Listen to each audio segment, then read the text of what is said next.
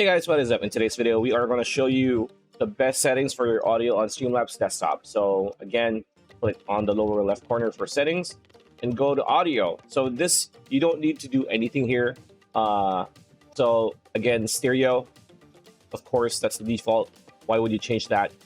Desktop audio, it should be the one that you're hearing. So if you're using a desktop, headphones or headset, use that high definition audio device. Desktop 2, it should be disabled because you don't want any other noise. Your mic or auxiliary device 1, it should be your microphone. So for me, it's NVIDIA Broadcast, even though I am using a 5.9, but I'm using NVIDIA Broadcast actively to drown out the noise. If you have another mic, sure, put some in, put it here. But if you don't have, just disable it.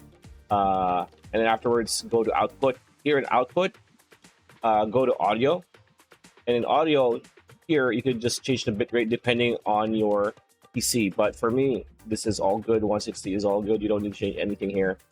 So yeah, that's pretty much it. That's the video. Hope you like it. Like, comment, share, subscribe, ring that bell icon. We'll see you on the next one.